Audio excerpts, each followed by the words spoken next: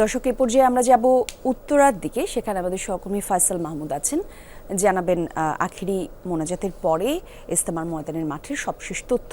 ফয়সাল, যেমনটি বলছিলাম শুনতে পাচ্ছেন নিশ্চয়ই, আখিরি মোনাজাত শেষ হয়েছে ইজতেমার ময়দান থেকে। এবারে বাড়ির পথে মানুষের ঢল আমরা দেখেছি আগের সংবাদগুলোতে। কিভাবে মানুষ বাড়ি ফিরছেন এবং যারা ফিরছেন তারা কি বলছেন ইজতেমার ময়দানের মোনাজাত শেষে?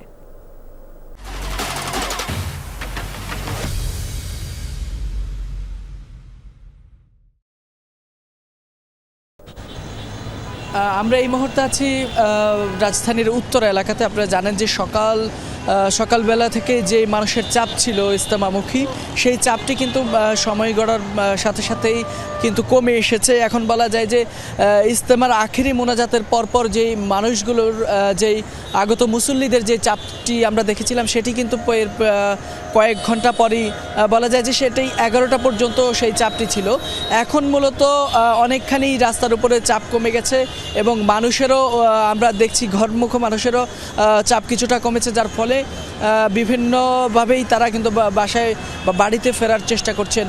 অনেক মুসল্লি তারা বাসে কিংবা তাদের ব্যক্তিগত যে সকল পরিবহন নিয়ে তারা মূলত এই ইজতেমাতে অংশগ্রহণ করেছিলেন, তারা সেই তাদের ব্যক্তিগত যে সকল গাড়িগুলো রয়েছে সেগুলোতেই আবার তারা তাদের গন্তব্যে ফিরে যাচ্ছেন।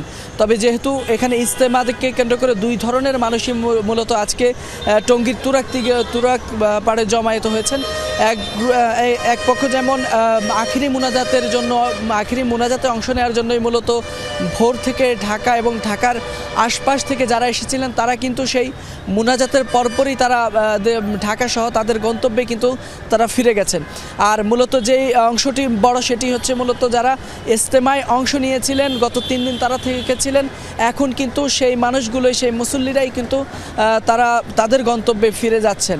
তবে সেই ক্ষেত্রে কিন্তু তারা তাদের যে সকল পরিবহনে করে তারা এসেছিলেন সেই সকল পরিবহনেই করে তারা এখন ফিরে যাচ্ছেন। তবে সকাল থেকে আমরা যেমনটি দেখিয়েছিলাম যে সড়কে যেমন যান চলাচল সীমিত করা হয়েছিল, যাতে যে সকল মুসল্লিরা এই ইজতেমা ময়দানে এসেছিলেন তাদের বাড়ি ফেরাটা বা তাদের গন্তব্যে ফেরাটা যাতে নির্বিঘ্ন হয়, সেজন্যই মূলত তাদের গাড়ি যান চলাচল কিছুটা সীমিত করা হয়েছিল।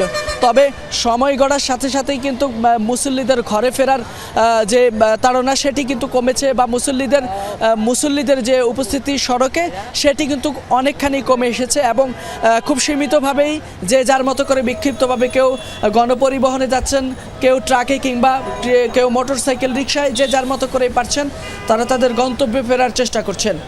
এই ছিল আমার কাছে রাজধানীর। ধন্যবাদ আপনাকে ফয়সাল।